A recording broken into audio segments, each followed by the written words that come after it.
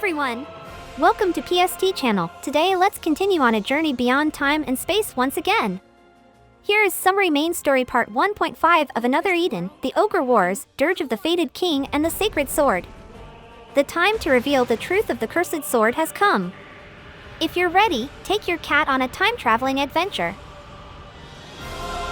Ogre Wars, Dirge of the Fated King and the Sacred Sword.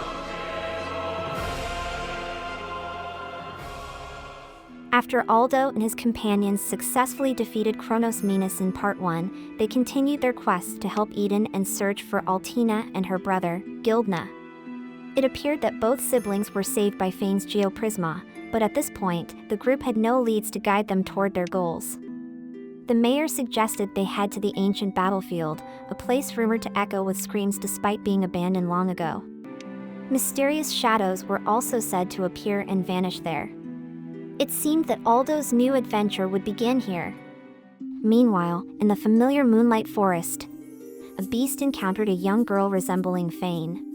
She told the young beast, revealed to be Gildna, that he had been given a second chance at life and no longer needed to spend 16 years as the hateful Beast King. She pleaded with him to live for himself and Altina.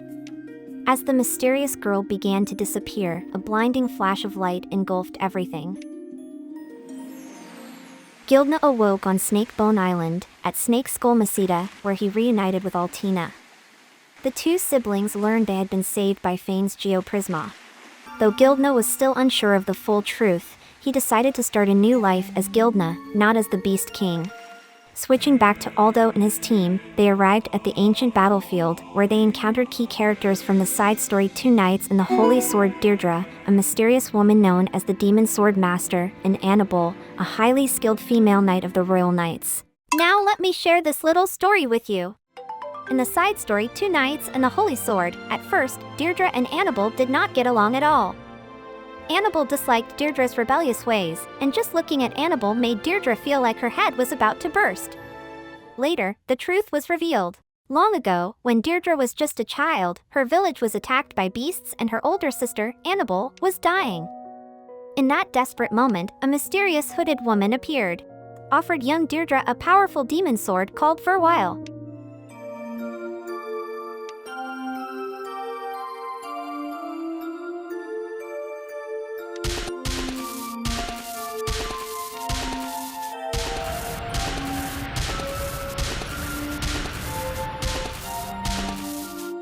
With this sword, Deirdre's wish to save her sister could come true, but only if she paid a terrible price. She had to give up their sisterly bond.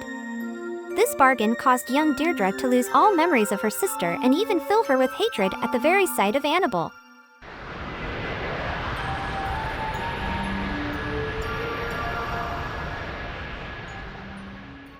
The twist was even more surprising.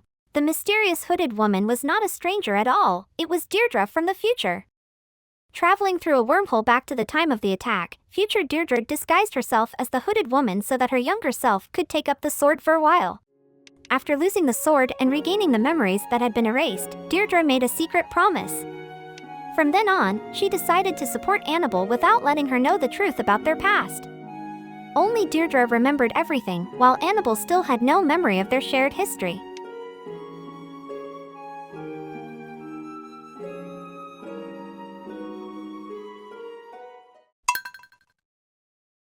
There is more to the tale if you have Annabelle in your party.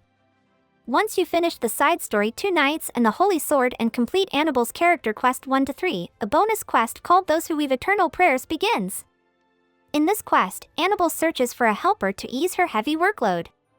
She dreams of someone who sees the world differently and isn't afraid to speak their mind. At first, Aldo suggests that Deirdre take the job, but Deirdre refuses. She worries that her bad reputation might make people judge Annabelle harshly. Then, a knight volunteers, and Annabelle agrees to give him a trial run. However, the knight soon becomes disappointed. He finds out that Annabelle showed mercy to a beast during an attack because she believes in ending conflict and protecting every life, not just that of humans. But suddenly the beast attacked her from behind. Deirdre rushed in to save her just in time. In the end, the knight decides he no longer wants to help Annabelle, which makes her realize that her high ideals are still hard for others to accept. At that moment, she hears the gentle voice of Lady Anna, the first paladin. After Lady Anna passed away, her willpower flowed through River of Time until it reached Annabelle. Now, Annabelle can hear Lady Anna's voice in her mind. This time, Lady Anna helps bring back all the lost memories of Deirdre before quietly saying goodbye and leaving. With her memories restored, Annabelle chooses Deirdre as her helper. In that moment, the two warriors become like family once again. Now we back to the main story, in which the two parties join forces to complete the mission. When they arrived on the end of the ancient battlefield, Ogre Rancorem, Aldo's demon sword, lost control. Using its power, the sword created a dimensional rift, causing the Ogre fortress from 3,000 years ago to materialize in the present-day battlefield. Along with it came the Ogre race, thought to be extinct, and a human army led by the legendary Thunder King. The Holy Blade Parsifal, wielded by the Thunder King, resonated with Ogre Rancorem, their lights calling out to one another. Ogre Rancorem revealed a shocking truth: it was once the Holy Blade Parsifal itself. Over 3,300 years ago, during the extermination of the Ogre race, the last embers of their existence infused the Holy Blade, transforming it into the cursed sword it is today.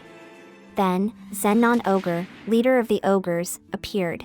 Ogre Rancorem reacted strongly to Zennon, just as Parsifal did. Zennon warned the Thunder King to prepare for annihilation before retreating to Ogre Spike, an ogre fortress shrouded in a massive magical barrier to protect it from enemies. Unable to break through the barrier, Annabelle suggested they return to Royal City Unigon with the Thunder King to strategize further. Meanwhile, the Thunder King's soldiers were ordered to gather their allies and establish a camp at the ancient battlefield. In Royal City Unigon, the Thunder King met King Miglance, who also possessed the Holy Blade Parsifal. After a discussion, King Miglance proposed finding a way to return the Thunder King, the Ogres, and their fortress to their original time to preserve history.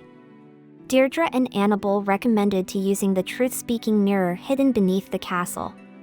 This magical mirror, also featured in two knights and the Holy Sword, played a significant role in uncovering the current situation. The mirror revealed that the Holy Blade was forged from ancient stones during the Age of the Titans. After the Titans vanished, humanity discovered the blade and passed it down through royal lineages to the present day. However, 3,300 years ago, during the Ogre Wars, the Ogre race was exterminated by the Thunder King, who wielded the Holy Blade Parsifal. In their final battle, the blade absorbed the spirits of the Ogres, transforming into the demon sword Ogre Rancorem. This revelation raised doubts: was King Miglance Parsifal the same blade, or a different one? Regardless, the Ogre Clan feared the Holy Blade and began searching for the elemental arms. To end the conflict and restore the Thunder King to his era, the group needed to decide the fates of the Holy and Demon Blades from the Ogres. However, the mirror could not provide a solution for breaking the barrier around Ogre Spike. Soon after, a soldier reported sightings of a giant beast on Snakebone Island, which sounded like it could be Anguirus. Aldo and his team volunteered to investigate. Therefore, King Miglance entrusted the task to them while he and the Thunder King prepared defenses around Ogre Spike. At the island's edge, Aldo and his team met Gildna and Altina, who thanked Fane for saving their lives. Gildna expressed his intent to find a new path, while Altina invited Fane to visit a nearby village. When Aldo and his group reached Conium, a village of beasts, they encountered Varys, a former enemy who was no longer hostile, and his twin sister, Myris. Do you know? Actually, the game has a little Chrono Trigger meme where Varys called Gildna by the name Mao instead of Majuo. This reference to character Mao in Chrono Trigger. Gildna invited Aldo to explore the legend of the island's Genesis dragon god. Aldo agreed, seeing it as a fitting challenge before facing the monstrous beast. The group journeyed across Snake Spine Gabaraki and into Snake Liver Damaku, where they encountered the Genesis dragon god.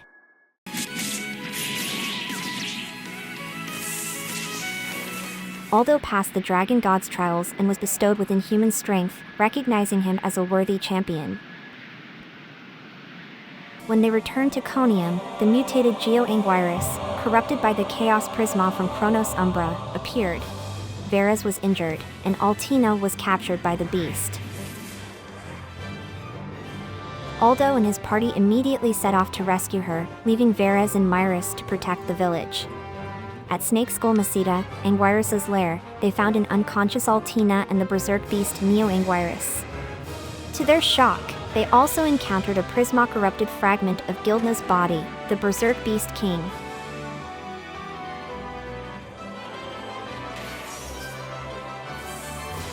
After an intense battle, they defeated both foes.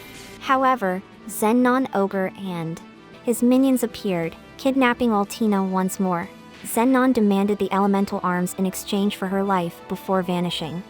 With no idea where to find the elemental arms, Cyrus suggested his companions visit his friend, Onodera, a straw dummy residing in the Antiquity era. Onodera, an expert on purgatory, explained that this realm, neither for the living nor the dead, housed the spirits of the great elementals, each tied to a corner of purgatory. Using astral projection, Onodera sent Aldo and his team's souls into purgatory. Here they encountered and defeated the phantoms of Salamander of Fire, Sylph of Wind, Undine of Water, and Gnome of Earth, successfully getting the elemental arms from them. The team returned to Zennon Ogre at the ancient battlefield to trade the elemental arms for Altina.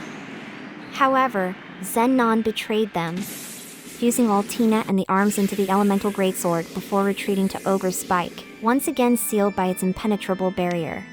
Unable to act in the present era and with no solution in the Antiquity era due to the Ogre's absence, Aldo and his team traveled to the future era. There, with the help of Amy's close friend, Sebastia, a genius and a tinkerer, they discovered that a massive artifact called the Ogre Key, stored in the Macminal Museum, could destroy the barrier. Aldo and his companions traveled to the museum, where they finally located the Ogre Key. However, Mildy and Clughorn, childhood friends of Amy, appeared and used their psychic powers, gained after the time quake, to steal the key.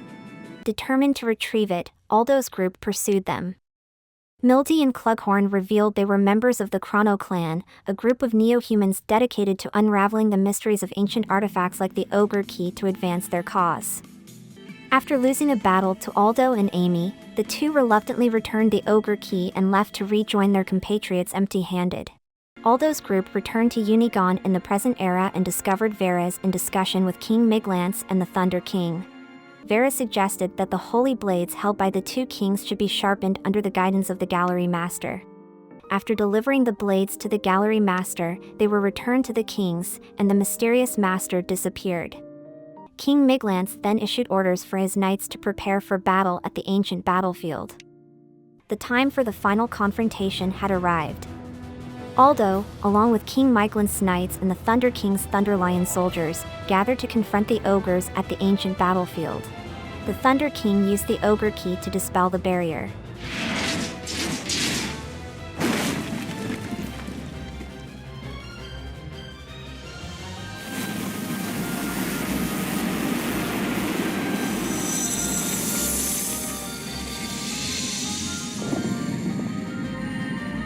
As the fortress fell to the ground, the two kings commanded their armies to march on Ogre's Spike. After fighting through waves of ogres, the group reached the Arena of Agony, where they were confronted by the twin ogres, Hell Ogre and Death Ogre. Aldo's group held them off, allowing the two kings to advance further into the fortress.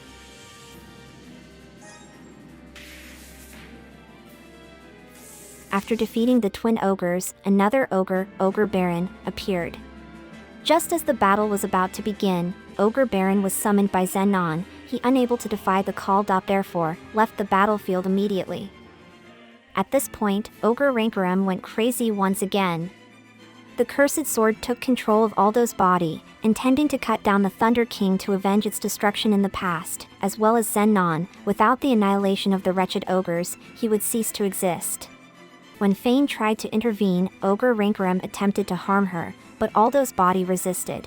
The sword forced Aldo to pursue the Thunder King for revenge. Aldo's friends caught up with him and became his opponents to prevent him from reaching the Thunder King.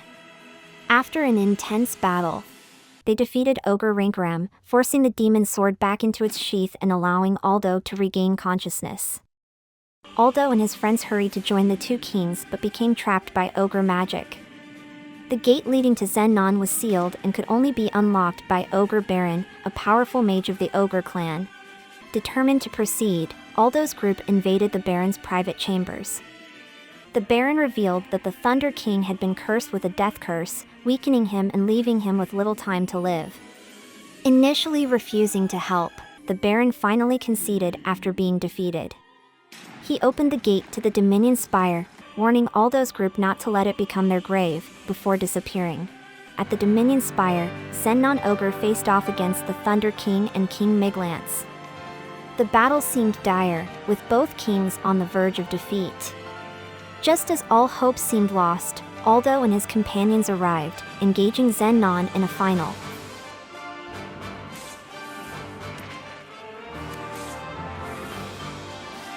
In a critical moment, the Thunder King hurled his blade, striking Zennon in the chest. At this moment, the Holy Blade Parsifal transformed into Ogre Rancorem. However, the Holy Blade held by King Miglance remained unchanged, leading him to suspect that his sword might not be the true Parsifal. Ogre Rancorem revealed the truth: the Holy Blades of the two kings had been switched.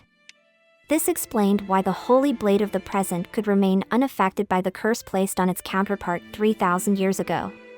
Accepting this revelation, King Miglance entrusted his Holy Blade to the Thunder King. As the ground began to tremble, the rift in space-time started to close, and Ogre's spike began returning to its original time. King Miglance ordered his men to evacuate the fortress, while the Thunder King and his soldiers assisted the injured and ensured their safety. At last, Ogre's spike, the Thunder King, and his troops returned to their rightful era, 3,000 years ago. At the ancient battlefield, Gilna successfully separated Altina from the four elemental arms. Everyone who had fought together regrouped and returned to Unigon. There, Aldo's group learned that the Holy Blades of King Miglance and the Thunder King had been swapped by the Gallery Master to prevent Ogre Rancorem from altering history. By switching the blades, the transformation of King Miglance the Holy Blade in the present into a cursed sword ensured no ripple effect on its Thunder King Holy Blade in the past. Ogre Rancorem cursed both Varez and the Gallery Master for foiling its plans. Before, the cursed sword hints about story of another Eden Part 2 Goddess of Time will return soon.